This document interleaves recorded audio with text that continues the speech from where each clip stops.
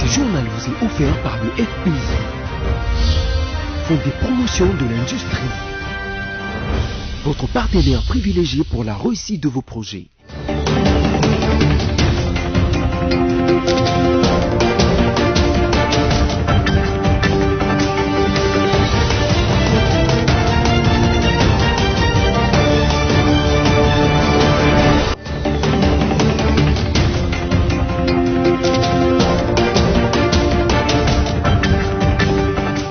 Vous faites bien de nous choisir pour vous informer, mesdames, messieurs. Voici tout de suite le sommaire de cette édition d'information.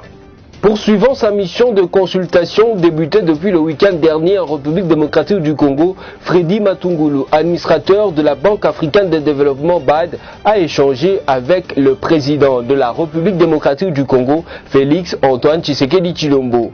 Et puis, le tribunal de grande instance de Kinshasa-Matete a dit le droit. Landry Mbangu, assassin d'un policier dans la commune de Kisanso, le week-end dernier, restera à vie en prison. Un verdict salué par le commissaire provincial de la police, le général Sylvano Kassongo, qui cependant déplore les silences des ONG et des médias.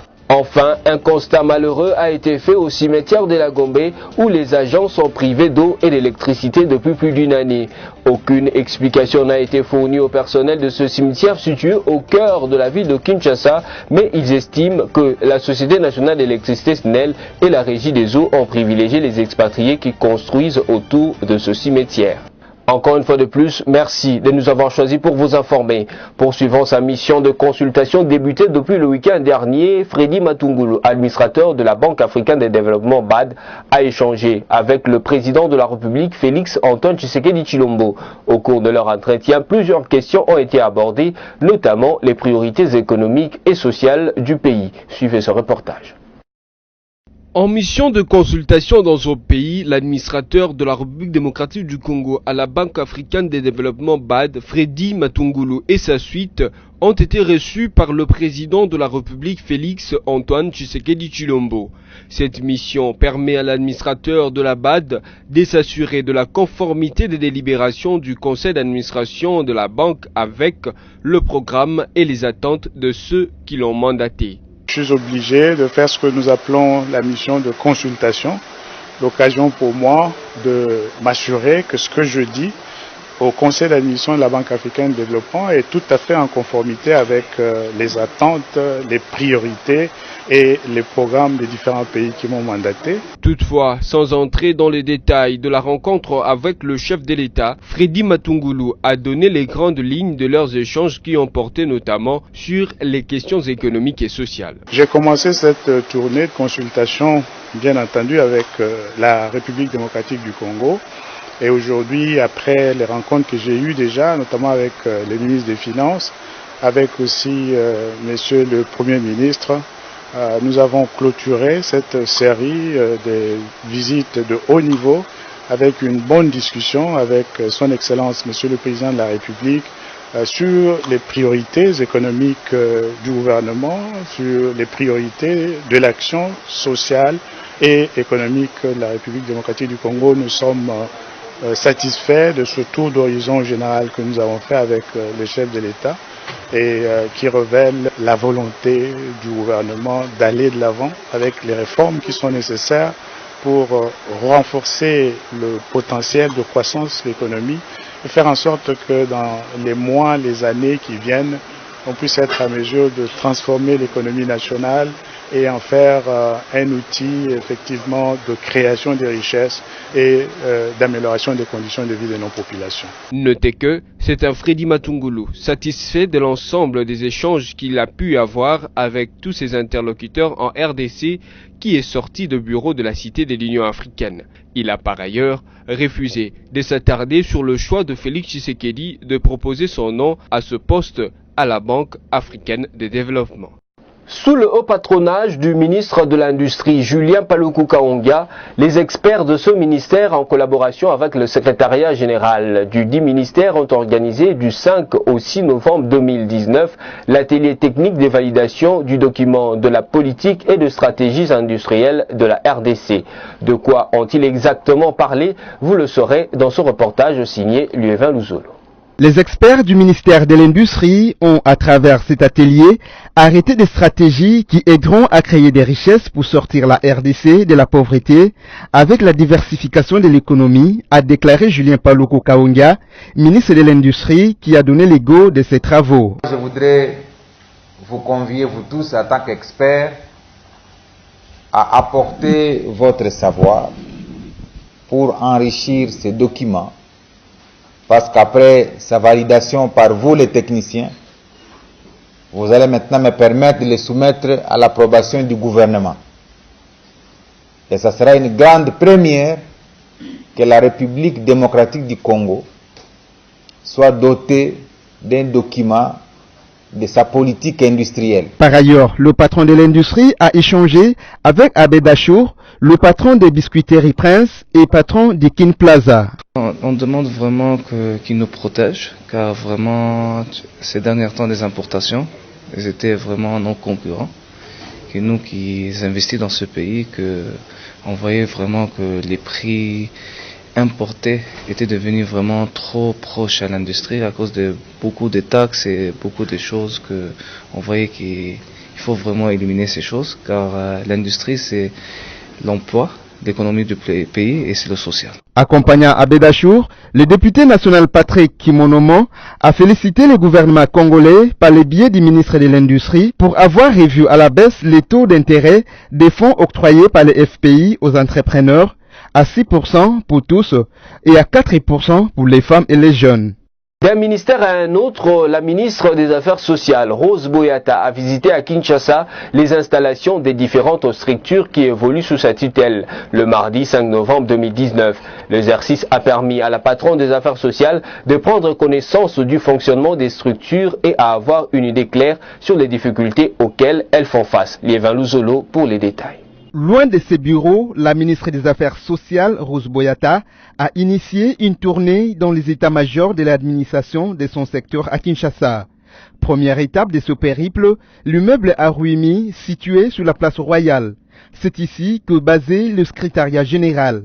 Sur place, Rose Boyata est accueillie par le secrétaire général aux affaires sociales, Gervais Lubango Kabala. Le patron de l'administration des affaires sociales va faire le guide pour la ministre, qui sera soumise à un exercice fastidieux qui l'a contraint de prendre les escaliers jusqu'au 7e niveau de cet immeuble, qui jusqu'ici manque d'ascenseur.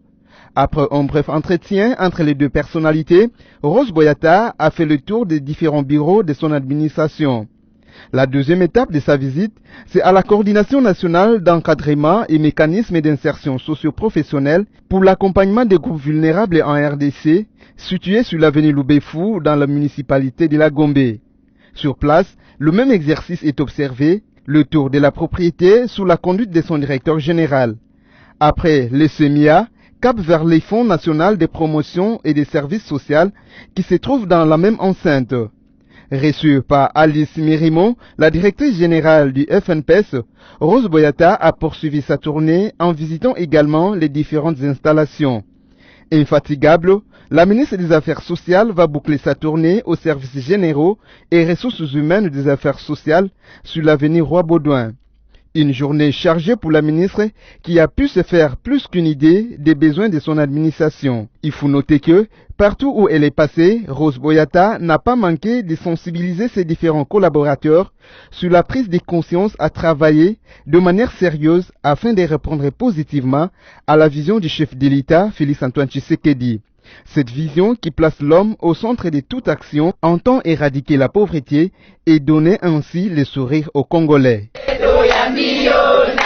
Tout à fait autre chose dans ce journal. Plan de sortie de crise, une recette, signé Martin Fayulu Madidi, candidat malheureux à la présidentielle du 30 décembre 2018.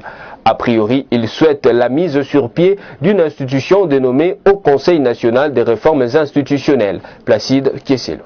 Martin Fayulu, candidat malheureux à l'élection présidentielle du 30 décembre 2018, est revenu à la charge avec son plan de sortie de crise le lundi 4 novembre 2019. Dans ce plan de sortie de crise, les leaders de l'ECD et membres du présidium de la MOUCA mettent l'accent sur la mise sur pied d'une institution dénommée Haut Conseil national des réformes institutionnelles. HCNRI, dont la durée sera de 18 mois environ avant l'organisation des élections générales anticipées. Cette structure, d'après Fayulu, aura pour tâche de réfléchir sur les réformes de la Commission électorale nationale indépendante, la Cour constitutionnelle, la défense et les droits humains. Pour ce faire, il propose une transition d'une année et demie. Dans l'esprit de ces documents, les institutions en place continueront à fonctionner avec les animateurs issus de la coalition FCC-CACH. Rappelons que ces plans de sortie révisés, c'est des marques de celui qui a été rendu public le 10 mai 2019 par le fait que Fayulu ne s'auto-désigne pas animateur principal du fameux HCNRI. Actuellement, avec la version révisée, ces cadres de la Mouka ouvrent la porte à ses collègues de la plateforme. Au regard du contexte politique en RDC à ces jours, il y a lieu de se poser la question sur l'opportunité d'une telle proposition. Les souverains primaires y trouveraient-ils son compte? Nous suivrons de près l'évolution de ces plans de sortie de crise. Parlons sécurité à présent. Les Congolais ont encore été endeuillés à l'est du pays où les ADF ont encore frappé à Beni. 10 morts, c'est le bilan provisoire d'une attaque enregistrée dans la nuit du mardi 5 au mercredi 6 novembre 2019 dans ce coin du pays. D'autres cris de détresse nous proviennent d'Ouvira dans le sud Kivu où les Maï-Maï ont causé la mort de 3 personnes et les déplacements massifs des populations. Clarisse Bebimouika signe ce reportage. 10 civils, dont cette femme tuée, c'est le bilan provisoire d'une nouvelle attaque sanglante à Beni. Cette barbarie est une nouvelle action d'Allied Democratic Force ADF en sigle dans la nuit du mardi 5 à mercredi 6 novembre dans la localité de Kakola à une cinquantaine de kilomètres de la ville de Beni. Selon la société civile locale, les victimes ont été tuées clandestinement par arme à feu ou par arme blanche sous l'œil impuissant de l'armée régulière. C'est la deuxième attaque survenue dans ces coins de la RDC à l'intervalle de 24 heures. Le président de la société civile du groupement Bamboula Kisiki souligne qu'à l'heure actuelle, la situation est tendue dans toute la ville de Beni. Les habitants abandonnent la localité et se dirigent les uns au nord dans la localité voisine d'Eringeti et les autres dans la localité d'Ouacha. Une autre attaque signalée en RDC, c'est celle qui a éprouvé la ville d'Ouvira dans les Sud Kivu. Lundi 4 novembre, le groupe armés locaux Maï-Maï et Gumino avait fait incursion au village de Kirumba dans le haut plateau du groupement des Bijombo. Bilan 3 morts et une panique générale qui a entraîné le déplacement de membres de communautés Fuliru et Nyundu. Nous sommes dans la province de l'Ituri. 2 jours ont suffi aux leaders de l'association culturelle Lori pour sensibiliser la communauté Lendu dans les territoires de Djougou. Des messages basés sur la cohabitation pacifique et la non-violence ont été communiqués à la population locale. Placide Kesselo nous en parle.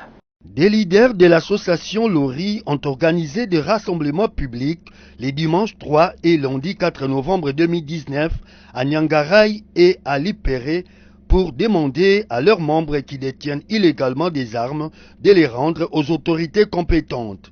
L'occasion était propice pour ces leaders de communiquer au l'air le bien fondé de la cohabitation pacifique et de la non-violence. Au cours de ces réunions, des notables, des acteurs politiques et des officiers militaires ont dénoncé les conséquences fâcheuses des conflits armés. Prenant la parole, un des leaders, Joël Mandé, a recommandé à la population d'éviter de se faire justice en recourant aux instances habilitées. De son côté, un autre leader, Jérôme Dallot, a exhorté les jeunes à rendre les armes conformément à l'appel du chef de l'État en vue d'instaurer une nouvelle ère de paix pour le développement intégral et harmonieux dans cette partie du pays. Abondant dans le même sens que Jérôme Dallot, des officiers des forces armées de la République démocratique du Congo ont plaidé en faveur d'une franche collaboration entre les civils et les militaires pour déjouer tous les plans malveillants des ennemis de la paix. Espérons que ces 2 journées de sensibilisation contribueront à une entente parfaite entre les différentes communautés opposées. Revenons à Kinshasa, la capitale, où le tribunal de grande instance de Kinshasa Matete a dit le droit. Landry Mbangu, assassin d'un policier dans la commune de Kisanso, restera à vie en prison. Un verdict salué par le commissaire provincial de la police, le général Silvano Kasongo, qui cependant déplore les silences des ONG et des médias face au malheur de la police. Esther Pezoomba nous relate les faits. C'est une sentence exemplaire qui pourra peut-être dissuader ceux qui seront tentés de poser des actes similaires à celui posé par Landry Mbangu Futila, ce jeune homme. Un délinquant appelé communément Kuluna a écopé d'une peine capitale, la peine de mort. Il a tué par lapidation dans la nuit du vendredi 1er au samedi de novembre l'agent de police de 2e classe Ngongo Chunda du sous-commissariat Kito Messar dans la commune de Kisanso. Le ministère public, entendu en ses réquisitions, dit établi, en fait comme en droit, l'infraction de meurtre mise à charge du prévenu Mbangu Futila Landry. En conséquence, l'en condamne à la peine capitale. Le commissaire provincial de la police nationale congolaise, ville de Kinshasa, a salué le verdict rendu par le tribunal de grande instance de Kinshasa Matete, siégeant en audition foraine dans ce cas de flagrance. Silvano Kasongo a cependant regretté le silence des uns et des autres face à ce malheur qui a frappé la police. On a pris le policier Paris, on l'a appelé qu'il y avait un monsieur qui était blessé, qu'on a le secourir. C'est Paris. Ce que nous déplorons, c'est le silence des organisations des droits de l'homme, des journalistes, des autres. Les politiciens qui parlaient là, ils sont où? Pourquoi ils ne parlent pas pour la police maintenant? Le policier est décédé, il est venu au service, il était en plein service. Il a été tué à cause de la population. C'est notre serment, mais il faudrait qu'il n'y ait pas deux poids, deux mesures, dès que les policiers meurent, qu'on puisse aussi parler, que tout le monde puisse aussi condamner. Le député national Léon Nembalemba a plaidé pour que les autorités compétentes donnent plus de moyens aux forces de l'ordre.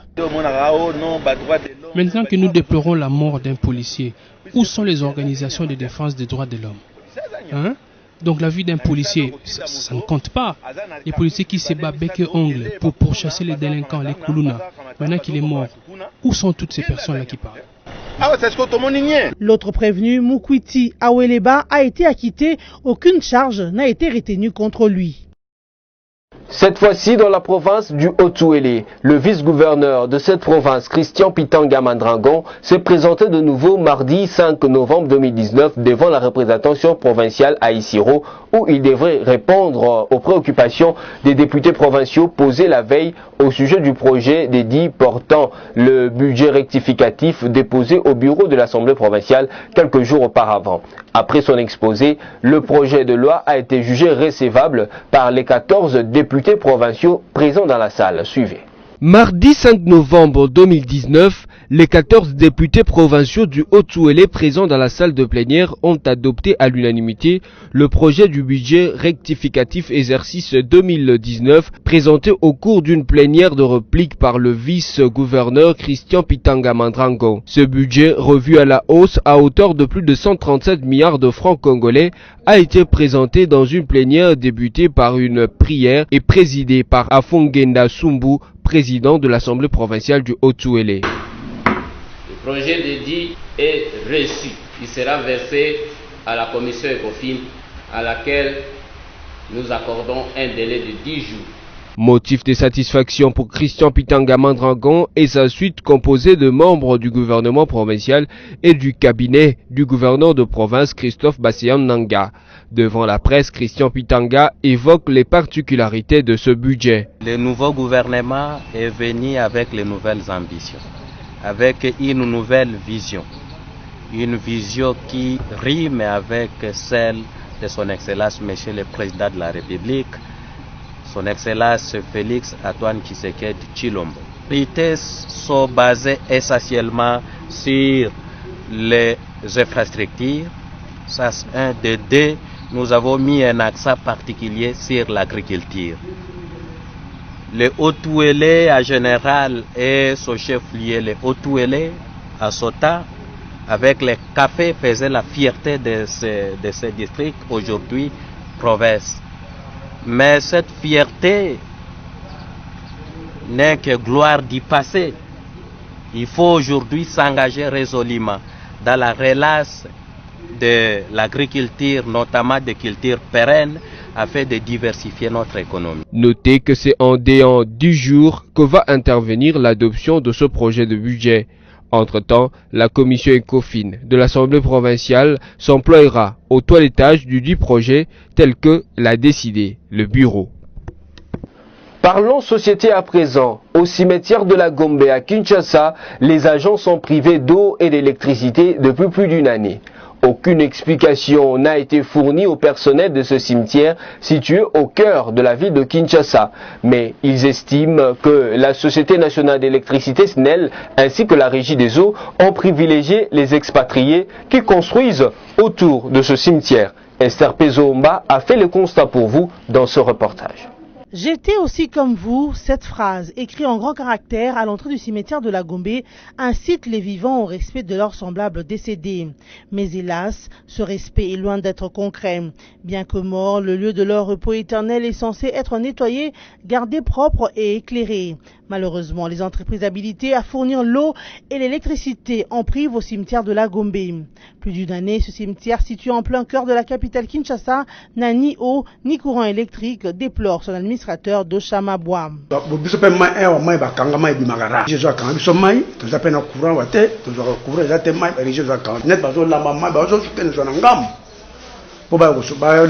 Les travailleurs au sein de ce cimetière déplorent et attribuent ces coupures aux privilèges qu'accorde l'État congolais aux expatriés qui construisent tout autour du cimetière. Officiellement, le cimetière de la Gombe n'enterre plus, sauf pour des personnes ayant réservé des caveaux depuis bien longtemps. Il ne reçoit que des visites, raison de plus pour que les visiteurs trouvent propres les tombes de leurs proches décédés. Terminons, mesdames, messieurs, avec le sport. Les passionnés africains et congolais du sport roi qui est le football n'ont plus de questions à se poser sur quand et où vont se livrer les rencontres du championnat d'Afrique de Nations CHAN Cameroun 2020. La Confédération africaine vient d'élever le suspense à ce sujet. Suivez ce reportage de Sami Bosongo. Fini le mystère sur les dates et les sites où vont se jouer les matchs du CHAN Cameroun 2020. Officiellement, c'est du 4 au 25 avril 2020 que les sélections africaines issues des championnats nationaux de football vont s'empoigner. Yaoundé, Douala, Japoma et Limbe sont les 4 sites retenus pour abriter ces explications. En Vodacom Division 1, l'Académie Club Rangers a été sauvée dans les ultimes minutes du match par Mendy Ngembo qui a inscrit le but de l'égalisation à la 81e minute. Le club quinois était mené dès la 7e minute lundi 5 novembre au stade de Martyr par le club sans et hors de Mbujimaï.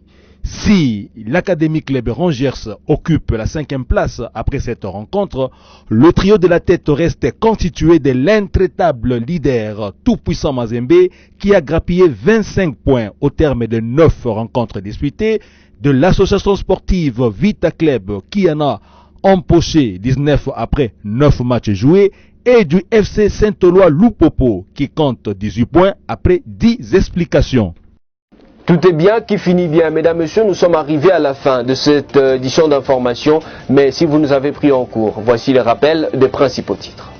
Poursuivant sa mission de consultation débutée depuis le week-end dernier en République démocratique du Congo, Freddy Matungulu, administrateur de la Banque africaine de développement BAD, a échangé avec le président de la République démocratique du Congo, Félix Antoine Tshisekedi Tshilombo. Et puis, le tribunal de grande instance de Kinshasa-Matete a dit le droit. Landry Mbangu, assassin d'un policier dans la commune de Kisanso, le week-end dernier, restera à vie en prison. Un verdict salué par le commissaire provincial de la police, le général Silvano Kassongo, qui cependant déplore les silences des ONG et des médias. Enfin, un constat malheureux a été fait au cimetière de la Gombe où les agents sont privés d'eau et d'électricité depuis plus d'une année. Aucune explication n'a été fournie au personnel de ce cimetière situé au cœur de la ville de Kinshasa, mais ils estiment que la Société nationale d'électricité SNEL et la Régie des eaux ont privilégié les expatriés qui construisent autour de ce cimetière. C'est par ici que nous bouclons complètement la boucle. Merci à vous de nous avoir suivis. Restez fidèles au programme des BSC-TV car les actualités sont en continu. Moi, je vous retrouve à la fois prochaine avec le même plaisir. Merci et au revoir.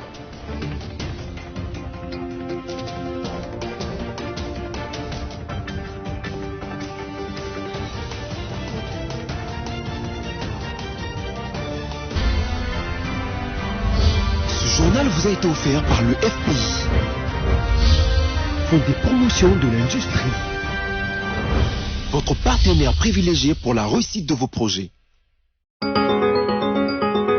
L'actualité continue sur BAC Télévision et cette fois-ci, c'est à travers la lecture de médias en ligne sélectionnés et résumés pour vous. C'est mercredi 6 novembre 2019. À la une de cette revue de presse, le site internet Forum des As note dans son plan des sorties, des crises revues et corrigées, Martin Fayulu réitère son appel aux élections anticipées. Martin Fayulu qui continue à revendiquer la victoire à la présidentielle du 30 décembre 2018 a revu les 4 novembre la copie de son plan des sorties des crises rendu public le 10 mai dernier. Le document fait état notamment de la mise en place d'une institution dénommée au Conseil national des réformes institutionnelles dont l'opposant propose la direction à la plateforme Lamouka pendant une période de 18 mois environ avant l'organisation de l'élection générale anticipée. D'après la proposition du leader de l'ECD, cette institution devrait réfléchir aux réformes à mener concernant la Commission électorale nationale indépendante CENI, la Cour constitutionnelle, la défense, la sécurité et les droits humains. Pendant ces temps, toujours d'après ces documents, la coalition Cash FCC resterait à la tête du pays. Contrairement à son premier schéma, le porte-étendard de Lamouka s'efface au profit de son regroupement politique quant à la direction de l'instance devant réformer les institutions. Sans doute un clin d'œil aux autres leaders du regroupement nés à Genève, en particulier Moïse Katumbi et Jean-Pierre Bemba. Ces plans des sorties des crises est remis au goût du jour au moment où les sociétaires de la plateforme sont loin d'accorder leur violon. Les postes des porte-parole de l'opposition et de rapporteurs adjoints au bureau de l'Assemblée nationale divisent les leaders de ces regroupements politiques. Cheminons dans cette revue de presse avec le site actualité.cd qui écrit RDC, l'UNESCO soutient la mise en place d'un observatoire national pour la protection des journalistes. L'Organisation des Nations Unies pour l'éducation, la science et la culture, UNESCO, en collaboration avec Journalistes en danger, l'Union nationale de la presse du Congo et le gouvernement de la République ont lancé ce mardi 5 novembre les travaux de la mise en place d'un observatoire national pour la sécurité des journalistes en RDC. L'atelier se clôture ce mercredi 6 novembre. Prenant la parole, le représentant de l'UNESCO, le docteur Jean-Pierre Ibodo, a précisé que cet observatoire n'a pas pour mission de se substituer aux associations comme Journalistes en danger, GED, mais plutôt de créer un environnement qui puisse permettre aux journalistes de presser en toute quiétude. De son côté, le président du Conseil supérieur de l'audiovisuel et de la communication CISAC, Tito Ndumbi, a précisé le contexte de l'organisation de ces assises. En l'espace de 25 ans, 17 journalistes congolais ont été tués. Le dernier cas d'un journaliste assassiné au pays remonte au samedi 2 novembre dans la province de l'Ituri. Il s'agit de Papi Mahamba de la radio communautaire en territoire de Mambasa dans la province de l'Ituri qui était aussi impliqué dans la riposte contre la maladie à virus Ebola. Et pour achever cette revue de presse, le site de la radio onésienne okapi.net écrit Sud Kivu, des associations plaident pour un dialogue intercommunautaire pour restaurer la paix. L'intermutuelle et association du Sud Kivu qui regroupe les communautés de cette province demande au gouvernement de mettre rapidement en œuvre le mécanisme déclencheur du dialogue intercommunautaire. Dans une déclaration faite mardi 5 novembre, ces associations affirment que ce dialogue va stopper les hostilités et les désastres humanitaires en cours à Munembwe, à Itombwe, à Bijombo et dans la plaine de la Ruzizi. Des conflits récurrents opposant depuis le mois de mai les communautés vivant dans le haut plateau de Minembwe dans les territoires des Fizi. Les affrontements qui s'en suivent occasionnent plusieurs déplacements de populations. Pour mettre fin à cette situation, ces associations invitent aussi l'exécutif national à prendre toutes les dispositions nécessaires pour l'arrêt immédiat des hostilités en vue de stopper le désastre humanitaire en cours. Les associations ont aussi demandé aux organisations internationales humanitaires et des droits de l'homme d'apporter assistance à tous les déplacés de guerre en errance.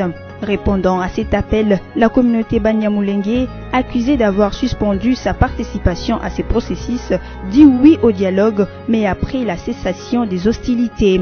Voilà, c'est tout pour la revue de presse aujourd'hui. Merci pour votre attention et nous vous disons bonne suite de programmes sur nos antennes.